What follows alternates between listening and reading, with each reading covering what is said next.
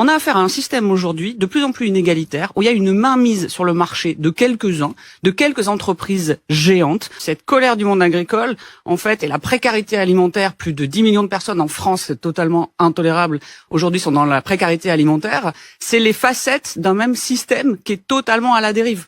Voilà. Donc, si on a un agriculteur, agricultrice sur 5 sous le seuil de pauvreté et 10 millions de personnes dans la précarité alimentaire, il faut regarder où va l'argent, mais il faut regarder aussi qu'est-ce qui ne va pas. Ce qui dysfonctionne, c'est que justement, on parle des agriculteurs, on parle des consommateurs, et on oublie souvent ceux qui sont au milieu, distributeurs et aussi les géants de l'industrie agroalimentaire. Il y a 70-75 géants de l'industrie agroalimentaire. Ce qu'on appelle les très grandes marques de l'agroalimentaire. Voilà. On peut parler de Lactalis, d'ailleurs, qui pratique des prix totalement inacceptables. Donc, en fait, il se passe quoi? Dans la construction des prix, il y a les prix que les agriculteurs voudraient avoir, si vous voulez, pour revenir sur leur coût de revient, leur coût de production agricole. Et ils ne s'y retrouvent pas pour une grande partie d'entre eux. Pourquoi? Parce que derrière, il y a des industries agroalimentaires, des transformateurs qui vont acheter ces produits, faire une marge. Et ensuite, il y a la grande distribution qui va elle aussi faire une marge. Et ensuite, il y a le prix final pour le consommateur qui se retrouve avec une inflation alimentaire de plus de 20% en 2 ans et qui n'a absolument aucune information sur pourquoi est-ce qu'il va payer ce prix-là et qui a pris quelle marge.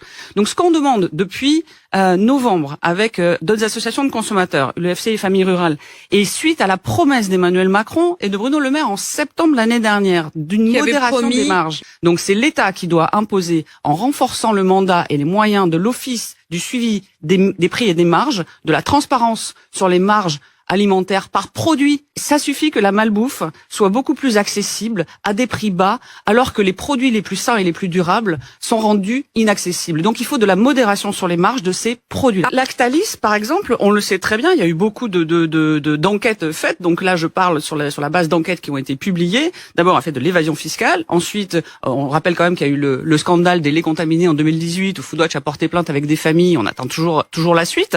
Et parce qu'ils ont ce côté aussi totalement opaque sur les marges et une main de fer de négociation. On a affaire à un système aujourd'hui de plus en plus inégalitaire, où il y a une mainmise sur le marché de quelques-uns, de quelques entreprises géantes, de quelques gros de la grande distribution. Si géants de la grande distribution contrôlent 90% du marché, plus de 60% des achats alimentaires, ils font la pluie et le beau temps. Ils imposent leurs conditions, non seulement d'achat au niveau des producteurs, mais ils imposent aussi ce qu'ils mettent dans les rayons et ils imposent à quel prix, sans avoir jamais à rendre de compte. Dans le cas de Lactalis, c'est une famille. Les 3 frères et sœurs de la famille, j'ai pas le chiffre en tête, ce sont des milliards, ils font partie des plus grandes fortunes de France et mondiale. C'est tout. Il y a un agriculteur sur 5 qui vit sous le seuil de pauvreté. C'est une chose. Eux, je ne crois pas que ce soit après les pesticides qu'ils râlent. Ce qu'ils veulent, c'est avoir un revenu décent de leur production. Et c'est le nerf de la guerre. D'ailleurs, ceux qui produisent aujourd'hui de façon intensive et avec beaucoup d'intrants des pesticides, ils n'ont pas choisi. C'est le modèle qu'on leur a imposé depuis les années 60.